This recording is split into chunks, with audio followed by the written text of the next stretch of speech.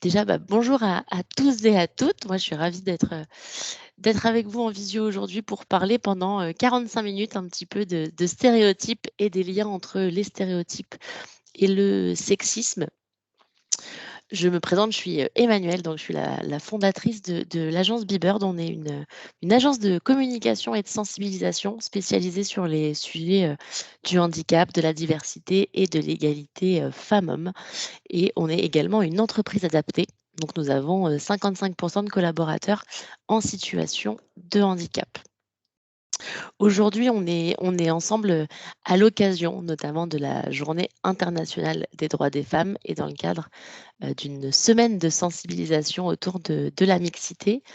Et nous allons parler, alors vous allez interagir. À un moment donné, je vais avoir besoin de vous un petit peu pour participer dans le chat, mais on va parler notamment de comment nos stéréotypes de genre impactent notre quotidien professionnel, impactent la carrière des femmes et créent des attitudes sexistes, créent du sexisme et comment surtout on peut les dépasser pour agir et pour les réduire, voire les annuler complètement. Donc, hop là, ma présentation normalement est bien affichée. Donc déjà, pour démarrer, un petit rappel assez rapide sur l'égalité femmes-hommes. Vous n'êtes pas sans savoir qu'effectivement, l'égalité femmes-hommes aujourd'hui, les droits notamment pour les femmes ont beaucoup évolué au fil des années. De nombreuses lois ont été mises en place. On a encore il y a quelques jours eu la loi pour inscrire l'IVG dans la Constitution qui a été votée. On est le premier pays au monde à l'inscrire dans la Constitution. Donc ça, c'est une véritable avancée aussi pour les droits des femmes et notamment pour être sûr qu'on ne les remettra jamais en question. Et c'est un message très important qu'on porte et que porte le pays, notamment face aux autres pays, hein, pour donner un peu aussi le chemin à suivre sur ce droit fondamental. Mais dans les faits, malgré tout, il existe encore des vraies inégalités entre les femmes et les hommes et on a du mal à véritablement, de manière très opérationnelle et réaliste, arriver à une égalité réelle. Alors ça s'explique par différents éléments. Ça s'explique bien évidemment par les stéréotypes tout d'abord, et on va vraiment en parler ensemble un peu plus longuement. Ça s'explique aussi par un historique, hein. Pendant longtemps et pendant des années, les femmes gagnaient moins que les hommes et c'était tout à fait légal. Ça s'explique aussi par des actions qui doivent être mises en place dans les entreprises et ça s'explique par notre rôle individuel à tous et à toutes pour justement aussi pouvoir lutter contre ces inégalités. Et du coup, tout d'abord, on va vraiment parler des stéréotypes parce que les stéréotypes, c'est ce qui va vraiment concentrer et qui vont venir expliquer en majorité aussi les attitudes sexistes et les discriminations que peuvent rencontrer les femmes dans leur carrière. Aujourd'hui, les chiffres le montrent, hein, le dernier rapport du Haut Conseil à l'égalité sur le sexisme montre que les chiffres ne reculent pas. Au contraire, ils progressent malheureusement dans le mauvais sens. On aura l'occasion de s'arrêter sur deux, trois chiffres. Les femmes et les jeunes filles continuent de subir du sexisme, de la discrimination, des violences aussi basées sur des violences économiques, notamment des violences sexistes et sexuelles. Mais il y a aussi des stéréotypes qui incombent aux hommes et qui viennent rendre difficile l'accès aussi à l'égalité. Et ce qui est important de comprendre, c'est que ces stéréotypes, ils ont un impact qui est vraiment important et réel et que ce ne sont pas juste des blagues, des remarques, des attitudes des fois ou même des fois des stéréotypes qui veulent être positifs. On a l'impression qu'ils sont positifs et donc qu'ils ne peuvent pas créer de difficultés ou d'obstacles. Et pourtant, tous les stéréotypes vont venir créer des obstacles à l'égalité. Et du coup, on va vraiment prendre voilà, le temps d'en parler ensemble. C'est un peu le cœur de notre sujet aujourd'hui. Alors déjà, ce qui est assez important, c'est que je pense que si nous partageais la question ensemble dans le chat, on aurait tous envie de dire je n'ai pas de stéréotypes, je ne véhicule pas de stéréotypes parce qu'on a l'impression qu'on est sensibilisé, formé, qu'on fait attention et qu'on essaye de dépasser nos biais. Et pourtant, aujourd'hui, La réalité, c'est que nous avons tous et toutes des stéréotypes et que nous véhiculons tous et toutes des stéréotypes de manière consciente ou inconsciente. Alors, 98% des personnes interrogées lors des sondages pensent véhiculer moins de stéréotypes que les autres, hein. C'est toujours un peu la phrase de c'est pas moi, c'est les autres. Moi, non, je ne suis pas dans ce cas-là. Pourtant, nos stéréotypes, on en a tous, on les véhicule tous. Et ce qui est important de comprendre, c'est parce que c'est un phénomène et c'est une mécanique que notre cerveau a mis en place et avec laquelle on a grandi, avec laquelle on a été éduqué. Et il faut redoubler d'efforts vraiment pour les dépasser. Et il faut surtout comprendre d'où ils viennent et ce qu'ils sont. Donc déjà, pour démarrer, un stéréotype, c'est quoi? C'est une idée simplifiée, généralisée, hein, et c'est un peu c'est l'opinion toute faite qu'on va avoir et qu'on va partager sur un groupe de personnes. Ils peuvent être positifs, ils peuvent être négatifs, mais comme je vous le disais, ils sont toujours réducteurs. Les stéréotypes sont toujours des raccourcis finalement qui vont nous empêcher de voir l'individualité de chaque personne et qui vont plutôt nous forcer à nous concentrer sur le collectif et du coup à essayer de trouver, à essayer d'assimiler, pardon, des caractéristiques collectives à chaque personne et à chaque individu. Et c'est en ça qu'ils sont difficiles et qu'ils sont, complexes et surtout qu'ils, créent des véritables obstacles. Mais, la réalité, c'est aussi que, bah, finalement, les stéréotypes, finalement, on peut dire, «C'est pas de ma faute», mais c'est de notre faute, mais c'est de notre faute aussi, on va dire, chimiquement et dans notre corps parce que c'est notre cerveau qui, aime les stéréotypes et qui va nous construire nos stéréotypes. En fait, faut être conscient aujourd'hui que notre cerveau, il prend à peu près, 35 000 décisions par jour. Alors des décisions qui vont être des décisions, des fois complexes, mais surtout aussi des décisions pardon, simples, anodines, qui nous semblent même pas être une décision finalement. C'est, est-ce que je mets une chemise bleue ou une chemise rouge ce matin? Est-ce que je prends le train? Est-ce que je prends le métro? Enfin voilà, des questions vraiment, à laquelle on répond généralement assez vite. Mais notre cerveau, ça le remplit finalement de décisions à prendre, de choix à faire.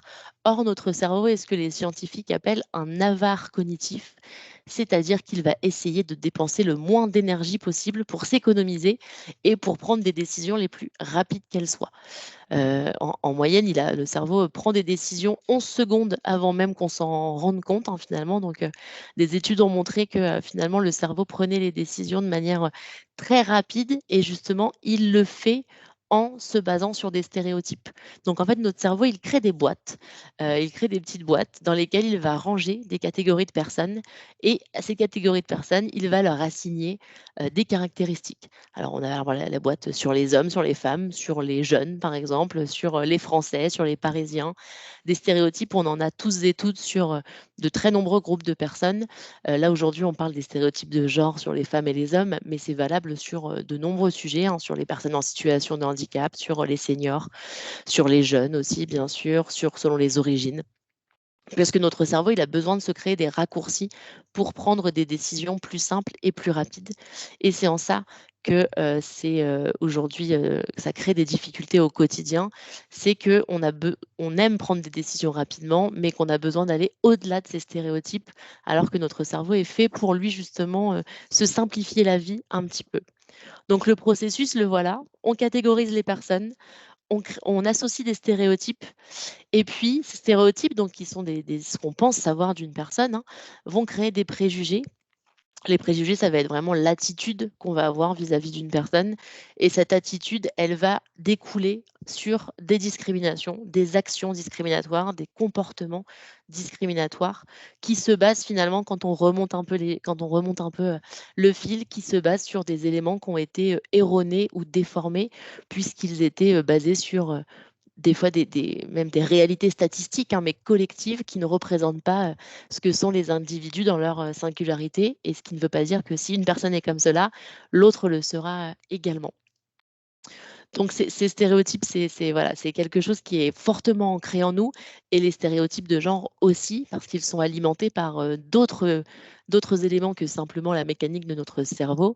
Donc les stéréotypes de genre, c'est cette opinion qu'on va se faire sur le rôle que doivent avoir les femmes et les hommes ou qu'on pense qu'ils doivent avoir, qu'ils doivent posséder, les caractéristiques qu'ils sont censés avoir. C'est un peu aussi le sujet de, les femmes sont naturellement, par exemple douces, et les hommes aiment naturellement le bricolage ou aiment les métiers techniques. C'est toutes ces caractéristiques, pardon, qu'on va associer aux femmes et aux hommes sur des rôles ou des fonctions qu'ils doivent et qu'elles doivent avoir. Donc là, ce que je vous ai écrit, c'est notamment ce qui ressortent le plus dans les études scientifiques. Ça a été mené dans plus de 30 pays, et dans plus de 30 pays, les stéréotypes, pardon, qui ressortent le plus pour les femmes, les femmes sont sentimentales, sont douces, sont nuls en maths aussi, c'est quelque chose qui revient beaucoup, et les hommes sont plutôt forts, dominants, énergiques, indépendants et aventureux. Ce sont des caractéristiques qu'on a associées au groupe de femmes et au groupe d'hommes, et avec lesquels on se construit. Et généralement, ces stéréotypes, on les associe à 4 catégories. Comme je viens de vous le dire, on va partager sur les caractéristiques physiques. Donc, bien sûr, les femmes sont censées être plus délicates et les hommes sont plus forts. Les rôles sociaux, les femmes s'occupent des enfants, alors que plutôt les hommes et les pères. Donc, on aurait tendance à dire, et notamment dans l'histoire, on a entendu dire que les hommes devaient gagner le salaire le plus élevé, devaient être le chef de famille, devaient partir travailler. Donc, c'est aussi des stéréotypes qui s'incombent aux femmes et aux hommes, et avec lesquels les hommes se construisent pour rentrer un peu dans le moule finalement de ce que doit être un père de famille, un chef de famille, ce qui est tout aussi difficile à supporter et qui crée de nombreuses attitudes discriminantes dans l'autre sens. Des centres d'intérêt aussi, on trouve beaucoup de stéréotypes de genre sur des centres d'intérêt, hein. Un exemple parmi d'autres, ce serait les femmes aiment faire les magasins alors que les hommes aiment plutôt regarder le sport. On pourrait même dire regarder le sport à la télé, par exemple, hein, si on veut aller plus loin. Et en fait, ces 3 catégories de stéréotypes, elles vont amener à une 4e catégorie qui est celle qui nous intéresse aussi aujourd'hui. C'est sur les stéréotypes de métier et d'activité. Ces stéréotypes, et notamment les stéréotypes sexistes, hein, les stéréotypes de genre, se construisent sur la base que les femmes seraient inférieures aux hommes, moins compétentes que les hommes, et on vient y associer des caractéristiques comme, par exemple, les femmes sont plus douces, sont plus délicates, sont plus empathiques, ce qui explique, par le biais des stéréotypes, aujourd'hui qu'on a tendance aussi à se dire que quand on pose la question notamment à des enfants sur quels sont les métiers que tu penses être réservés à des femmes ou à des hommes, eh bien, les femmes sont plutôt maîtresses d'école, assistantes, secrétaires, doivent prendre soin des autres aussi. C'est des biais qu'on retrouve beaucoup sur certains métiers, donc tout ce qui va être dans le domaine RH, assistante sociale par exemple, médicale également. Et plutôt les hommes, on les voit plutôt sur des métiers techniques, sur des fonctions managériales, ingénieurs, cadres, scientifiques aussi, hein. Les petits garçons, quand on leur demande ce qu'ils veulent faire plus tard, tout de suite, ils pensent scientifique, astronaute aussi, ça revient, aventurier, alors que les petites filles vont pas avoir du tout ces mêmes métiers en tête. Et ces stéréotypes participent véritablement à créer justement même des métiers, on va parler de métiers genrés, puisque les choix de carrière en fait vont être induits par ces stéréotypes. Donc finalement, les stéréotypes nous feraient croire qu'il y a un cerveau féminin et un cerveau masculin, et du coup vont vraiment nous piéger dans nos décisions et vont avoir de véritables impacts chiffrés, hein, et statistiques sur la carrière des hommes et des femmes. Et du coup, notamment par exemple, alors je vais aller plus loin parce que celle-ci, on y est déjà venu. Premier impact que vont avoir nos stéréotypes, ça va être sur les carrières et sur l'évolution de carrière. Nos stéréotypes de genre que nous avons tous et toutes vont limiter l'accès à certains métiers ou à certaines fonctions. C'est ce qu'on appelle la paroi de verre, hein. Donc c'est finalement ce qu'on vient de se partager sur les métiers genrés. Les femmes notamment ne vont pas accéder à certains métiers, ne vont pas se diriger vers certains métiers. Je vais parler par exemple des métiers des sciences, hein, parce qu'elles ne pensent ne pas en être capables. Elles s'auto-censurent finalement et elles s'empêchent d'aller vers ces métiers. C'est valable également pour les hommes qui vont s'empêcher de se diriger vers certains métiers dits féminins, parce que finalement, moins il y a d'hommes ou de femmes dans certains métiers, moins on donne envie et on donne des représentations pour les futures générations de se diriger vers ces métiers. Et le phénomène qu'on connaît aussi le plus, ça va être le plafond de verre. Donc ça veut dire qu'à un certain moment dans l'entreprise, on va atteindre ce qu'on appelle le plafond de verre. On trouvera de moins en moins de femmes à certains niveaux hiérarchiques, voire plus du tout, parce que, encore une fois, les femmes ne pensent ne pas être en capacité et capables, voire même leurs compétences sont remises en question, notamment par les hommes et par les femmes aussi des fois, indirectement, de leur capacité à manager, pardon, ou à diriger. Et du coup, ce qui est intéressant, c'est de montrer un petit peu les chiffres sur les inégalités justement d'accès à ces fonctions. Donc, on a pris 3 fonctions, cadre, direction et le top management. Et en fait, on voit qu'au fur et à mesure qu'on grimpe sur l'échelle, on atteint ce plafond de verre parce que notamment sur la population cadre, sur 100% de cadres, on a 58% d'hommes, 42% de femmes. Donc, c'est à peu près équivalent. Mais on va avoir après, quand on monte dans une strate, on va arriver sur la strate direction. Là, tout d'un coup, l'écart, il se creuse grandement. 80% d'hommes, 17% de femmes. Et finalement, quand on arrive dans les statistiques sur les fonctions vraiment de top management, l'écart, il est encore plus criant. On est à 90% d'hommes pour 10% de femmes seulement. Et on pourrait prendre l'exemple des entreprises du CAC 40. Aujourd'hui, dans les entreprises du CAC 40, on a 37 hommes pour 3 femmes PDG, ce qui montre aussi des inégalités justement d'accès à ces fonctions, alors qui s'expliquent par justement, entre autres, nos stéréotypes de genre et les discriminations qu'ils vont impliquer. En termes de chiffres, on a aussi des chiffres notamment issus des derniers rapports 2024 du sexisme, hein, pour montrer que même si les femmes sont majoritairement plus diplômées que les hommes, ça on voit qu'après le bac, les chiffres montrent que les femmes sont plus diplômées que les hommes. Et pourtant, aujourd'hui, dans les inégalités, ça ne se ressent pas, bien au contraire. On voit que 42% des couples aujourd'hui avec enfants, dans 42% des couples avec enfants, la mère a une moins bonne situation que le père. Alors, on pourrait parler longuement de la parentalité et de l'impact que ça a sur la carrière des hommes comme des femmes surtout. Mais déjà, ce chiffre est très important. Le revenu salarial des femmes à l'année, en moyenne, il est inférieur de 24,4% à celui des hommes. Alors après, il y a différentes stades de chiffres, hein. On arrive à 4% à compétences, temps de travail égal et métier égalitaire, mais il y a toujours une inégalité salariale entre les hommes et les femmes et qui ne s'explique pas seulement par l'accès au temps partiel, hein. Par exemple, il reste un fondement, finalement, une inégalité profonde qui ne s'explique pas par simplement le temps de travail, qui s'explique juste par de la discrimination et de l'inégalité de salaire pur. Et enfin, un troisième chiffre important, c'est que 58% des personnes aujourd'hui qui sont payées au SMIC en France, ce sont des femmes. Et ces chiffres, ils vont jusqu'à l'âge de la retraite aujourd'hui, hein, où on voit aussi un écart de salaire très important dans la retraite des femmes et des hommes, et qui vient aussi se corroborer avec un chiffre qui est un peu, qui est sorti en début d'année, qui est un peu fou, c'est qu'aujourd'hui, on a un homme sur 5 entre 25 et 35 ans qui pense qu'il est tout à fait normal d'avoir un salaire supérieur à une femme à compétence et à poste égal. Donc, ce qui montre aussi qu'on a des attitudes sexistes, et on va y venir, qui perdurent, voire qui reviennent, et qui finalement trouveraient presque légitimes ces chiffres et ces inégalités salariales.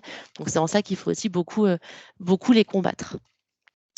Petit focus aussi sur les hommes et sur les stéréotypes que les hommes subissent aussi au quotidien et dans l'entreprise, parce que on parle évidemment des droits des femmes et du sexisme envers les femmes, parce qu'aujourd'hui, dans 90% des cas, ce sont les femmes qui déclarent avoir subi des situations sexistes.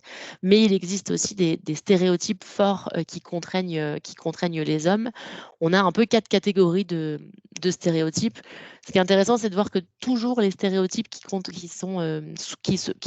subissent les hommes sont toujours finalement des stéréotypes qui reviennent à les empêcher de se conformer à ce qu'on appellerait une norme un peu féminine. Donc finalement, on en revient toujours un peu au même biais, qui est de dire les femmes sont inférieures dans les stéréotypes, donc les comportements masculins ne doivent pas être ceux d'une femme, pour venir justement appuyer sur ces codes de la virilité qu'on peut beaucoup entendre et dont on attend beaucoup de la part des hommes. Donc on va retrouver des stéréotypes autour de justement ce comportement. L'homme doit être viril, doit gagner le plus d'argent, doit être en position de pouvoir, ce qu'on appellerait être un gagnant finalement. L'homme doit éviter tout comportement masculin. Et des fois, ces comportements masculins, on peut les pousser très loin, hein. C'est que généralement, les qualificatifs qui sont utilisés pour parler d'un homme qui serait dit masculin, avec des guillemets, qui aurait un comportement qu'on qualifierait de féminin, pardon, c'est des qualificatifs qui sont généralement homophobes, hein, femmelette par exemple, gonzesse aussi, tapette, on peut aller plus loin. Tous ces qualificatifs finalement engendrent d'autres discriminations et d'autres difficultés et d'autres obstacles qui vont jusqu'à l'homophobie et qui sont bien sûr des comportements qui sont interdits et qui sont sévèrement punis. Mais voilà, pour montrer aussi le lien entre les stéréotypes de genre et finalement ce que doit être la masculinité et ce que doit être la féminité. Une autre catégorie, ça serait faire partie du clan, hein. Les hommes doivent se conformer à ce que les autres hommes sont et font. Et du coup, il y a aussi des vrais a priori entre les hommes, entre eux, et entre ce que doit être un homme et ce qu'il ne doit pas être. Et finalement, le dernier, ça serait de dire que l'homme ne doit pas montrer de failles, ne doit pas montrer de failles dans l'armure et doit surtout cacher ses émotions.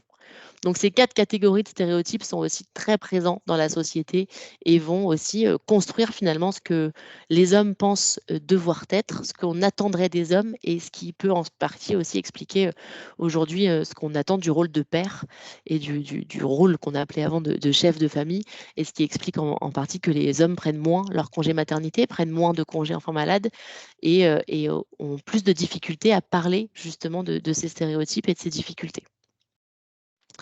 Donc finalement, pour clôturer cette première partie, ce qui est important de se rappeler, c'est de se dire qu'on a tous et toutes pardon, des stéréotypes de genre notamment. Et ce qui est très important, c'est de comprendre comment ils se construisent, comment les dépasser, parce que là où commence la véritable problématique, au-delà d'avoir simplement des stéréotypes, c'est dans ce que les stéréotypes vont engendrer dans l'entreprise et dans le quotidien. Et c'est là où est notre responsabilité à tous et à toutes, c'est de savoir quand est-ce que nos stéréotypes vont déclencher des attitudes sexistes. Et c'est sur quoi on va parler un petit peu maintenant, c'est de ce qu'est le sexisme finalement, comment il se traduit dans le quotidien et surtout comment on peut faire pour le dépasser. Donc aujourd'hui, dans le dernier rapport de l'égalité sur le sexisme, ce qu'on voit, c'est que, comme je vous le disais, donc 90% des femmes déclarent avoir subi une situation sexiste et 37% des hommes déclarent avoir subi une situation aussi sexiste dans leur quotidien. Des chiffres qui augmentent, notamment aussi des chiffres qui augmentent de la part des hommes, hein, qui le déclarent de plus en plus. Le sexisme, c'est très concrètement la conséquence directe de nos stéréotypes de genre, c'est l'attitude, c'est d'avoir une attitude discriminatoire fondée simplement sur le sexe d'une personne. C'est tous nos préjugés, nos croyances, nos idées reçues, nos opinions et nos stéréotypes concernant les femmes et les hommes qui vont avoir un impact direct sur l'attitude qu'on va avoir ou l'attitude qu'on va attendre aussi des autres.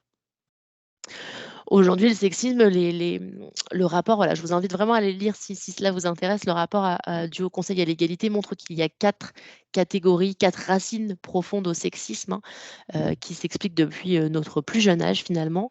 La première racine du sexisme, ça va être l'éducation et le rôle des parents. Même si on a l'impression aujourd'hui d'éduquer nos enfants de la même manière et les filles et les garçons de la même manière, on voit bien finalement qu'il reste profondément des différences de traitement et notamment quand on interroge les femmes et les hommes sur la manière dont ils ont été traités dans l'enfance, 70% des femmes déclarent avoir été traitées différemment de leurs frères dans leur famille. Donc, ce qui montre encore aujourd'hui qu'on a des différences de traitement. Et ces différences de traitement, elle vient aussi s'expliquer et elle est alimentée par notamment un fait que vous devez tous et toutes connaître, hein, c'est notamment l'industrie du jouet et l'industrie voilà, des jouets qu'on va attribuer aux petites filles et aux petits garçons. Alors pour ça, je vais juste vous montrer une photo qui vient du compte Instagram, si vous le connaissez, Pépite Sexiste, hein, qui est un compte qui va justement remettre beaucoup en avant ces différences de traitement. Et du coup, encore dans les catalogues de jouets, encore de nos jours, hein, même si on a l'impression que les choses changent, on trouve encore dans les catalogues, et on peut en avoir beaucoup. Je pense qu'on pourrait tous et toutes citer des pages entières de ce type de catalogue. La petite fille avec une table de repassage et le petit garçon plutôt avec un barbecue. Alors, comme si toutes les femmes étaient nées avec un goût pour le repassage et tous les hommes, tous les petits garçons avaient un goût, une compétence aussi particulière pour le barbecue. Et en fait, si ces éléments peuvent nous faire sourire et peuvent, quand on les regarde comme ça de manière un peu indépendante et singulière, finalement, on se dit, bon, ce ne sont que des jouets, ce ne sont que des images de jouets. Mais en fait, on voit que c'est déjà les catalogues de jouets, c'est ce que les enfants regardent le plus. Ça passe aussi par les publicités, ça passe à la télévision et ça passe dans les jouets qu'on va attribuer aux petites filles et aux petits garçons dès leur enfance, qui vont construire ce qu'ils pensent être la masculinité et la féminité. Donc là, on est tout de suite sur le rôle de la femme finalement, la femme mère au foyer, et l'homme plutôt derrière le barbecue, mais ça serait l'homme au bricolage, l'homme sur des métiers, on en revient à ces métiers genrés, l'homme dans les métiers techniques et les femmes, les petites filles dans des métiers plutôt d'aide à la personne, sociale, et qui sont généralement en plus des secteurs qui sont aussi moins rémunérateurs et moins bien payés. Donc même les jouets, l'industrie du jouet montre voilà, que nous avons des stéréotypes et vient construire finalement des attitudes derrière discriminantes. Le troisième pilier, ça va être l'école. Aujourd'hui, l'école est aussi un peu un incubateur finalement de sexisme et d'attitudes sexistes. Là, dans les derniers chiffres sur les manuels scolaires, notamment les derniers manuels d'histoire qui ont été publiés en 2019 sur plus de 300 pages de manuels d'histoire avec des personnages masculins, féminins, seules 6 pages avaient des personnages féminins. Donc, on a aussi à l'école construit une éducation et on construit aussi justement une histoire qui serait racontée par un prisme masculin prioritairement. Alors, on essaye de faire changer les choses, hein. On essaye de remettre en lumière aussi des femmes qui ont fait des grandes découvertes, des femmes qui ont contribué profondément à l'histoire. Et il y a des très bons livres sur le sujet pour justement éduquer nos enfants avec des modèles à la fois masculins et féminins pour leur montrer qu'une petite fille peut aussi devenir scientifique, peut aussi faire des grandes découvertes, parce qu'on voit aujourd'hui que dans les chiffres, les petites filles ne pensent pas du tout à ce type de métier aujourd'hui quand on les interroge, parce qu'on manque justement aussi de rôle modèle et on manque de personnages dans les livres d'histoire.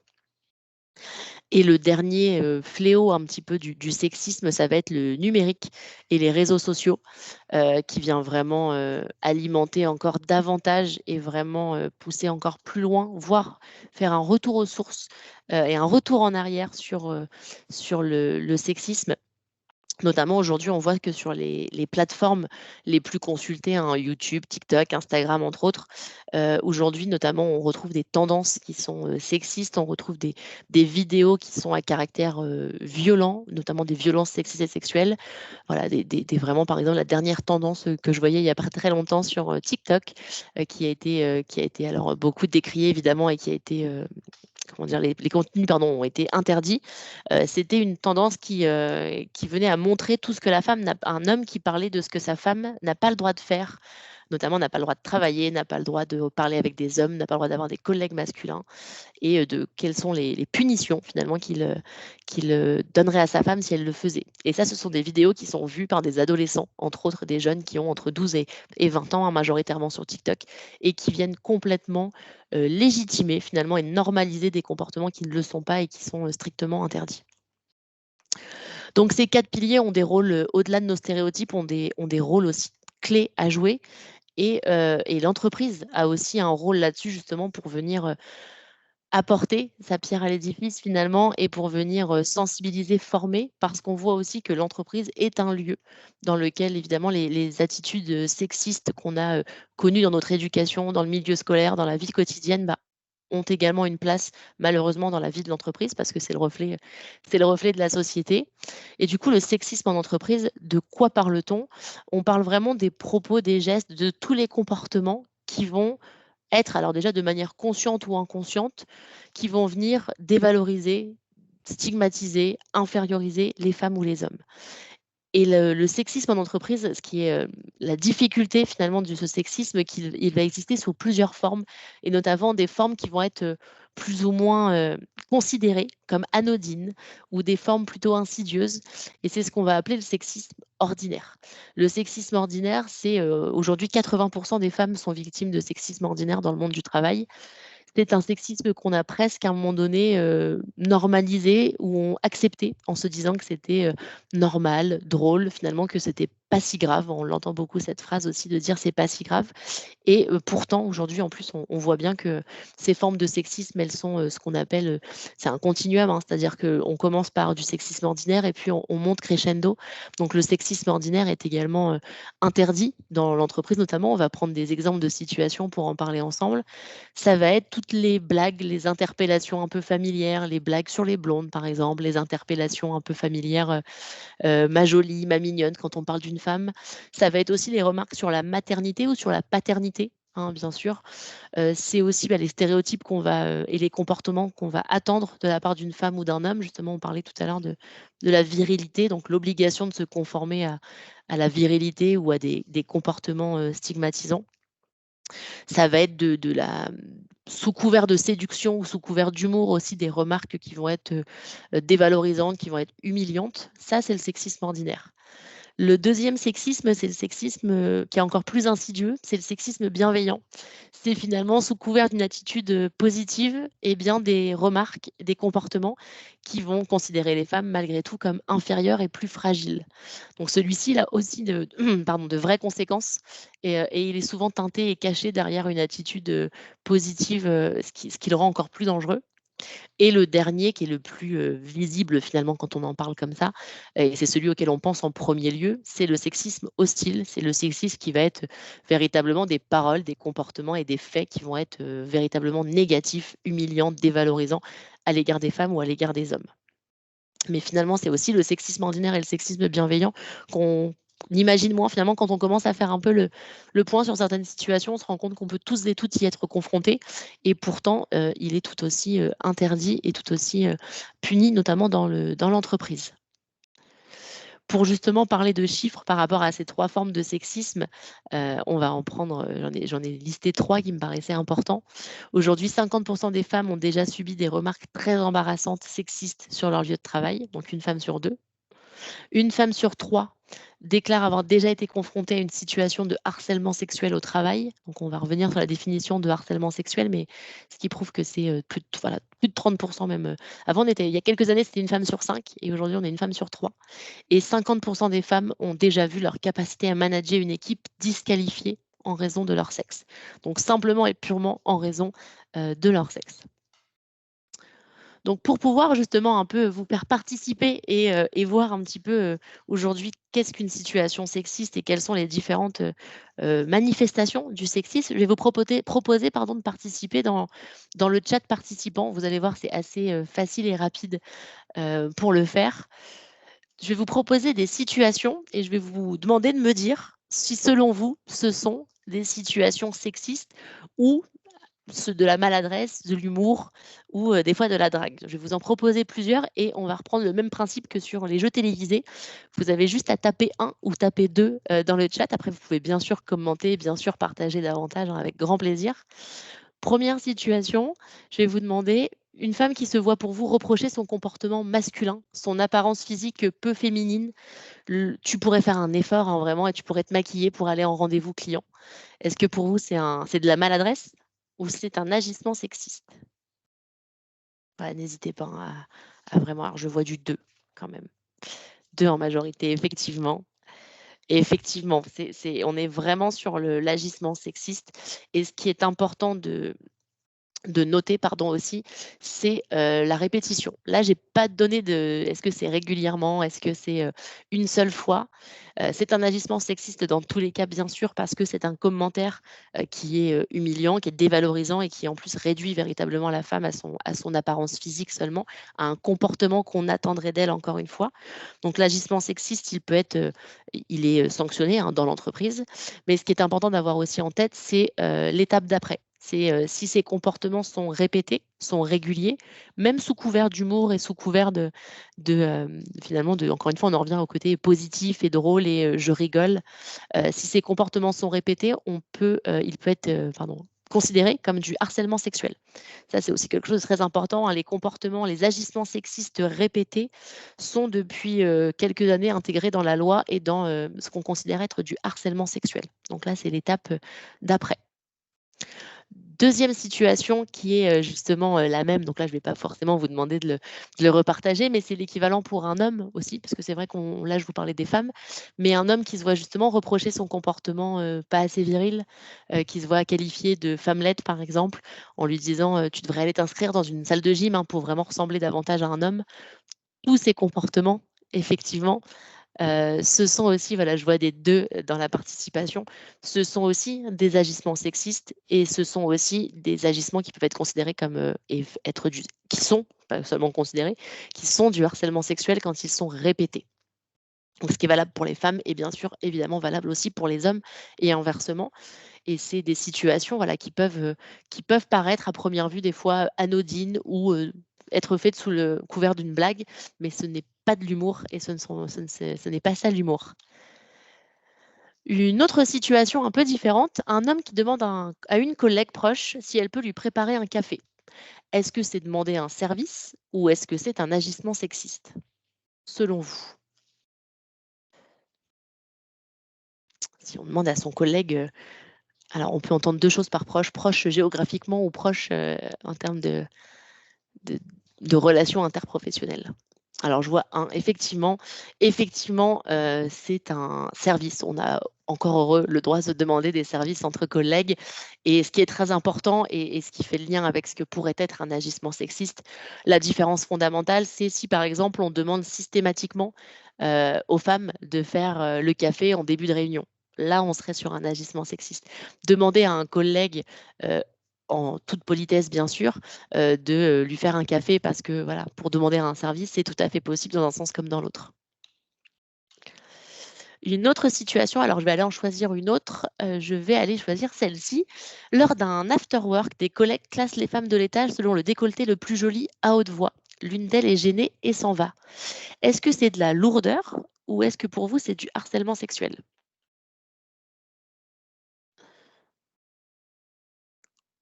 Alors je vois que du 2, effectivement. Effectivement, cette situation, c'est pas juste et c'est pas du tout simplement de la lourdeur, hein, c'est vraiment des faits de harcèlement, sexuel. Ce qui est important aussi sur cette situation-là, c'est de prendre en compte que finalement, des collègues qui discutent entre eux et même si la femme ou l'homme, hein, d'ailleurs, n'est pas directement visé, n'est pas directement la personne à qui on adresse cette, remarque sexiste et cette injure même sexiste, et bien, pour le coup, c'est quand même du harcèlement sexuel. C'est ce qu'on considère comme du harcèlement sexuel d'ambiance et ça a été intégré par jurisprudence dans la loi, puisque, tout propos ou comportement qui va venir créer un environnement hostile, humiliant, dévalorisant, offensant, à l'égard des femmes ou des hommes, même si, la femme ou l'homme n'est pas directement concerné, est considéré comme du harcèlement sexuel, d'ambiance et donc du harcèlement sexuel. C'est par exemple travailler aussi quotidiennement dans un environnement où on entend des blagues, sur les blondes. Dans un open space par exemple, ça a été, c'est une jurisprudence qui a été passée il y a quelque temps. Une femme qui travaillait dans un open space où continuellement, ses collègues faisaient des blagues sexistes sur les blondes, sur les femmes, et des blagues aussi à connotation, sexuelle.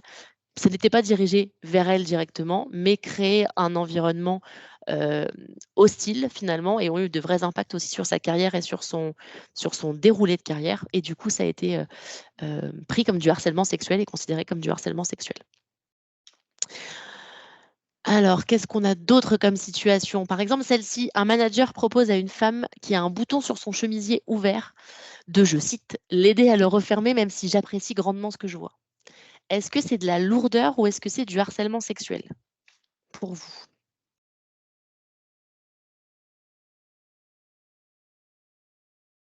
Alors je vois du 2 effectivement. Alors sur celui-ci, il y a 2 choses effectivement, hein, à se dire, parce qu'il y a 2 notions qui rentrent en ligne de compte et qui sont importantes. Il y a premièrement la notion de, est-ce que cette remarque, elle a été faite une seule fois, une première fois? Est-ce que c'est un comportement, isolé ou est-ce que c'est un comportement répété? Et il y a aussi la notion de quel est le lien hiérarchique entre les 2 personnes. Donc là, c'était effectivement un manager qui fait une proposition à une femme, enfin qui fait une remarque pardon, sexiste à une femme, le lien hiérarchique vient aggraver la situation évidemment et est considéré pardon comme du harcèlement sexuel. Le harcèlement sexuel, il y a 2 catégories. Il y a à la fois, les agissements sexistes, même les plus anodins, dirons-nous, des blagues sexistes répétées par exemple, avec la notion forte de répéter qui vient créer du harcèlement sexuel. Il y a la notion à côté de, propos uniques mais, graves, hostiles, offensants et avec un lien aussi, hiérarchique.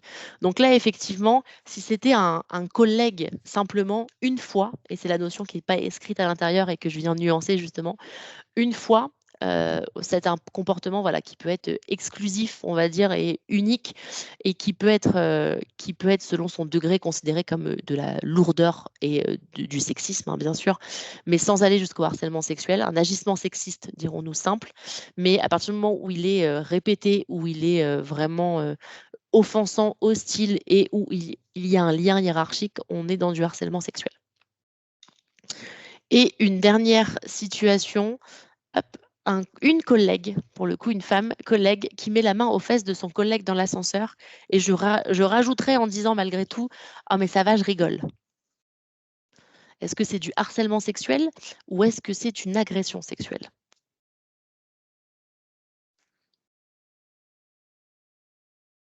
Alors je vois du 2, effectivement, que des bonnes réponses. On est effectivement sur, une agression sexuelle, hein. L'agression sexuelle, c'est plus grave, bien sûr, et beaucoup plus sévèrement puni que, le harcèlement sexuel. L'agression sexuelle, c'est à partir du moment où il y a un contact physique et notamment sur une des 5 zones, intimes, d'une femme ou d'un homme. Et on va terminer avec une dernière, voilà, je l'ai choisie un petit peu. 2 personnes de l'équipe tiennent à voix haute des blagues sexistes dans l'espace de travail. Ces blagues sont entendues par le restant de l'équipe.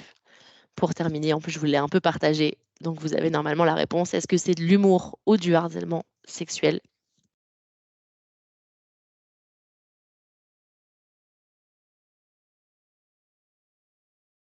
C'est effectivement du harcèlement, sexuel, comme je vous le disais. C'est considéré comme du harcèlement sexuel d'ambiance. Créer un environnement hostile, offensant avec des blagues, ce qui pourrait être même simplement considéré comme des blagues, hein, sexistes à l'égard des femmes ou des hommes et qui vient, justement créer, cet environnement, pour les femmes ou pour les hommes, offensant ou dévalorisant est considéré comme du harcèlement. Donc pour terminer sur ces différentes, situations, je voulais m'arrêter sur la pyramide justement des violences sexistes et sexuelles et remontrer, quelles sont les catégories. Alors dans cette, pyramide, il y a 2 choses qui sont importantes. Premièrement, même si la pyramide effectivement est de plus en plus grave et de plus en plus lourdement, punie, ceux qu'on va aussi le plus rencontrer dans notre vie quotidienne, ce sont les agissements sexistes considérés dans le droit pénal. On va dire que l'agissement sexiste dans le code du travail, l'outrage sexiste, c'est dans le droit pénal.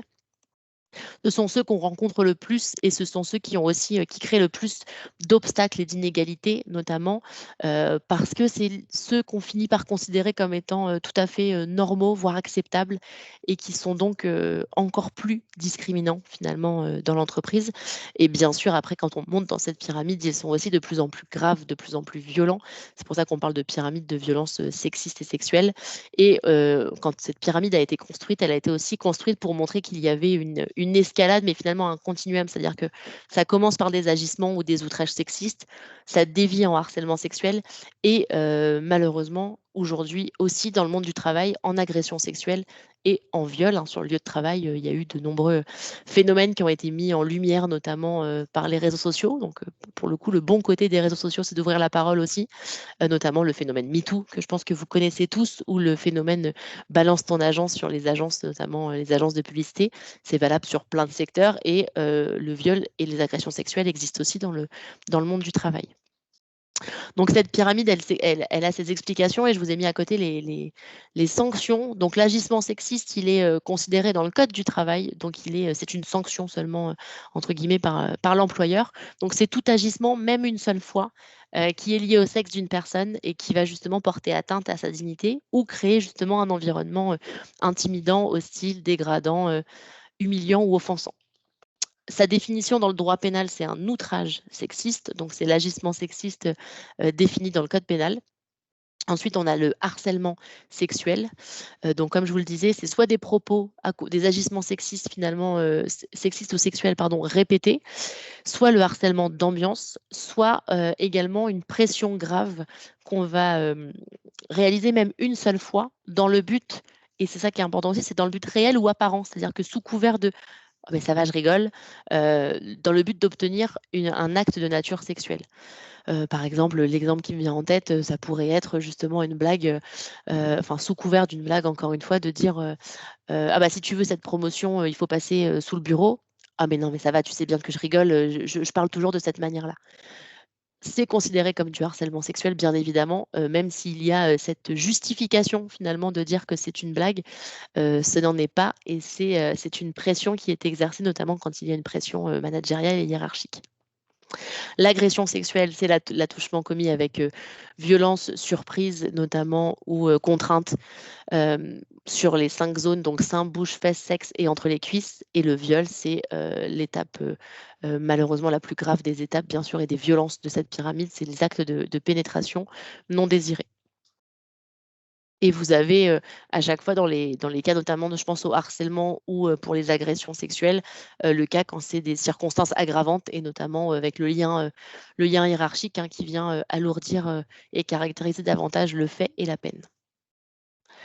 Alors finalement, quand on a parlé de cette pyramide, c'est important pour moi de conclure finalement cette partie aussi sur une remarque importante qu'on doit avoir en tête, qu'on entend beaucoup, c'est: «Ah mais on ne peut plus rien dire et on ne peut plus rigoler et on ne peut plus draguer».